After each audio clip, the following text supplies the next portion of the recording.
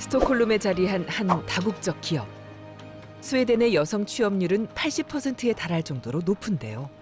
이 회사의 직원도 여성이 남성보다 좀 더 많습니다. 일과 가정 생활의 균형에 대해서 직원들은 어떻게 느낄까요? For the first boy, I was away for 12 months, and the second one, I was away for 9 months. AstraZeneca is able to pay regardless of position, regardless of salary, and it's never a debate. It's really an inclusive decision taken by the company as such. I almost forgot about my gender because I don't see any, say, disadvantage about being female, and it's quite, common here. And, I had only 3 months parental leave in Japan, and I also want to sacrifice my private life somehow to do my job. Mindset or perspective has changed after relocating to Sweden. Father or mother, you can go home early to pick up your child, and regardless of seniority. So I feel more, grateful here working in Sweden, also living in Sweden. 아이를 키우는 부모들이 육아휴직이나 유연근무를 활용하면서 다른 직원들에게 미안해할 필요가 없다는 이곳. 그 이유가 궁금합니다. The only thing you have to do is notify your line manager or your manager and HR 2 months in advance of you wanting to go on parental leave. Parental leave is seen as a very natural part of your career. Being a parent is very development. So when you come back from your parental leave, we see that as a little bit of a break in your work life, but you come back with a different perspective and you've grown as an individual, which is beneficial for the company. If you have a dialogue with your manager and your company in good time, in my case, we prepared to have a replacement. It is a very good opportunity, either having someone externally coming in to fill in your spot, or a good opportunity for a colleague to try new tasks. 육아휴직으로 불이익을 받는 게 아니라 오히려 누군가에게 기회로 작용한다는 거죠. 우리는 이곳에서 반가운 얼굴을 만났습니다. 한국인 아빠 김건 씨. 아침 8시에 출근한 그는 오후 3시가 넘으면 회사를 나섭니다.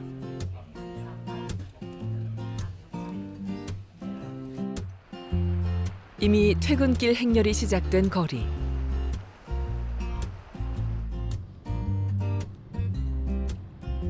퇴근 후 김건 씨가 설레는 표정으로 향하는 곳은 어린이집입니다. 먼저 막내딸의 하원을 돕는데요. 스웨덴에선 아빠나 엄마 2사람 중 퇴근이 더 빠른 사람이 등하원을 맡는 게 자연스러운 일상입니다. 학교에 다니는 큰아들까지 손을 꼭 잡고 집으로 향합니다.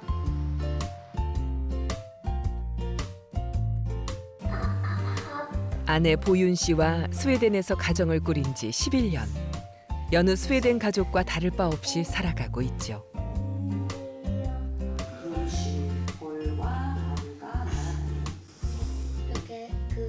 육아를 분담하는 게 무언의 약속처럼 자리 잡고 있다는데요. 스웨덴에 살면서 이들이 느낀 한국과의 가장 큰 차이점은 뭘까요? 육아 때문에 경력 단절을 경험한 경우는 못 봤어요. 여기서는. 그리고 이제 한국 같은 경우는 지금 일하고 계세요? 아니세요? 그러니까 애 엄마인 경우에는 저희가 그런 질문을 할 수 있잖아요. 근데 여기서는 그런 질문 자체가 의미가 없는 게 모든 여성들이 다 일을 하고 있다고 가정하고 있기 때문에 그런 질문을 한 적이 없던 것 같아요. 저는 첫째 아이의 경우에는 5개월 썼었고요. 어떻게 말을 꺼낼지 되게 고민도 많이 하고 무슨 말을 해야 될지도 몰라서 주변에서 한국에서 들어본 적도 없고 슬그머니 이제 그 얘기를 꺼냈었는데 너무나 아무렇지 않게 오히려 더 쓰고 싶으면 얘기해라. 너무나 당연한 거고요. 이게 그러니까 왜냐면 다들 나도 쓸 거니까 모두가 다 하는 일들이기 때문에 그냥 마치 밥 먹듯이 마치 잠자듯이 늘상 있는 일이니까. 기억나요. 예, 그날은 지금도 되게 생생하게 기억이 나는데 그동안 좀 아내한테 육아 이렇게 하면 이상적이지 않다. 내가 보기에는 이런 방법이 제일 좋은데 왜 그렇게 안 할까? 내 마음대로 한번 육아를 해봐야지. 그런 것들이 있었어요. 제일 기억에 남는 게 이제 그날 아침에 이제 애기 아침 식사를 준비해줬어요. 떠먹여 주는데 아이가 자기가 이제 먹겠다고 그랬더니 이제 애가 입에 넣는 게 아니라 이렇게 여기 그 부엌에다가 난리를 치면서 던지는 거예요. 이게 입으로 안 가고 눈으로도 가고 그럼 눈 들어가면 또 울고 그러면서 애는 울고 집은 이제 여기저기 쏟아져가지고 더럽고 그게 첫날 처음으로 한 건데 처음부터 그렇게 되니까 그때는 한 몇 시간 멘붕이었었어요. 아이들이 신생아일 때부터 좌충우돌하며 육아를 경험해본 아빠. 이젠 아이들과 함께하는 법을 누구보다 잘 알고 있습니다. 요즘 한창 아빠와 숨바꼭질 놀이에 빠진 아이들.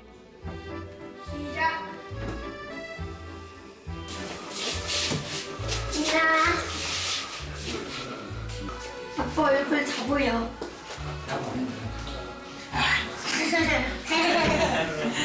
너무 빨리 찾아낸다. 잘 좀 숨어. 저녁 식사 준비도 놀이하듯 아빠와 함께합니다. 오늘 메뉴는 함께 만든 피자. 퇴근이 빠르다 보니 매일 온 가족이 저녁 식사를 함께합니다. 일을 하면서 사회적인 인정을 받는 것도 가족과의 시간을 누리는 것도 중요해진 시대. 부부는 어느 것 하나에도 소홀하지 않는다고 하죠. 저희는 50대 50으로 하고 있는 것 같아요. 둘 다 욕심이 많아서 일도 열심히 하고 싶고 그래서 가사 분담 그다음에 육아를 50대 50으로 하고 있어요. 스웨덴이 뭐 아이 키우기 뭐 좋은 곳이라 뭐 육아 천국이다 이런 얘기를 하지만 그래도 고충이 없을 리가 없잖아요. 첫 단추가 이제 아빠도 육아휴직을 써서 육아에 참여함으로써 엄마 아빠가 아이를 키우는 동반자가 됐던 게 이게 굉장히 그 이후에 아이를 키우는 데 있어서 많은 영향을 준 것 같고 부모와 자식 간의 그 관계는 뭐 말할 것도 없죠 사실. 네.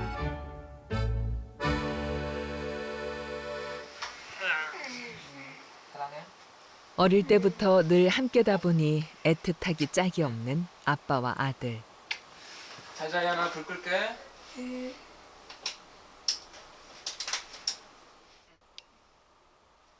저녁 8시 아이들을 재우고 난 뒤 자유시간을 누리는 아빠. 일과 가정이 양립할 수 있는 제도와 문화 덕분에 누릴 수 있는 일상이죠. 종종 한국 소식을 접한다는 김건 씨. 스웨덴 생활 14년 차인 그가 꼭 당부하고 싶은 말이 있다고 합니다. 저도 사실 스웨덴에서 처음 일할 때는 그 부분이 의아했었고 이런 게 하루아침에 시작된 건 아니었거든요. 큰 가이드라인을 그렇게 잡고 꾸준히 미뤄온 결과 이제 40년 뒤에 이제 이런 결과가 나온 거죠. 그러니까 지금 한국도 이런 얘기를 많이 하잖아요. 이제 남자 육아휴직 꾸준히 밀고 나가면 금방 잘할 수 있을 거라고 생각합니다.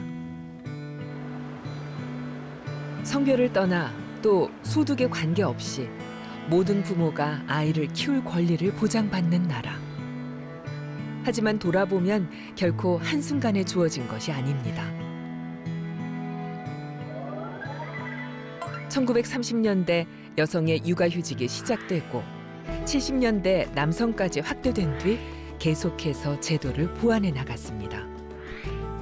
사회적 인식에 부딪혀 20년간 제자리 걸음을 하던 시절 아빠 육아휴직 할당제를 도입했고 그 후로도 변화는 계속돼 왔습니다. You should also remember that we've had this system. We started to develop them in Sweden for 100 years ago.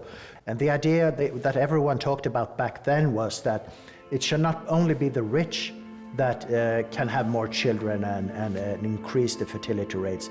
That will not help it. So therefore the system must cover everyone. So that's the core idea, I guess. 우리보다 100년 앞서 인구 위기를 겪었던 스웨덴. 저출산의 늪에 빠진 우리에게 그들은 지금 중요한 질문을 던지고 있습니다. It's almost impossible to think about the Swedish welfare state without thinking about family policies. if you want to really make a change in families, you also need to look at other policy areas because it's all interconnected. Is it possible for them to take leave and to come back after leave? What do the employers say? Are they accepting that you take leave? Do they encourage you? What do your colleagues say? And do they say the same things to women and men? These are really important questions that have been in place for a long time. The philosophy is equality, so both social and gender equality. So it's not really to push people having children, but since we know that if you ask in surveys, then most young people say that on average they want to have 2 or 3 children. And then if the fertility rates go down a lot, then there is probably something that, some restrictions that don't make you able to pursue your life course plans. And that is then the policy to make it possible for persons to pursue their life plans, to have children and have a working careers. It was very successful in Sweden because everyone was in the system. The social insurance, the national social insurance was actually, almost everyone was included. Maybe that's important for Korea too, of who is in the system. If you have a parental leave, if not everyone is included, maybe you don't get the same. 그동안 스웨덴이 추구해온 가치는 일관됐습니다. 불평등으로 인해 어려움을 겪고 있는 누군가의 손을 잡아주는 것. 부자건 가난하건 여성이건 남성이건 누구나 동등하게 아이를 낳고 키울 수 있어야 한다는 철저한 믿음이 있었기에 가능했습니다. 아이와 함께하는 시간을 보장받는 모든 부모의 권리. 그것은 스웨덴 사회가 지켜낸 100년의 유산입니다.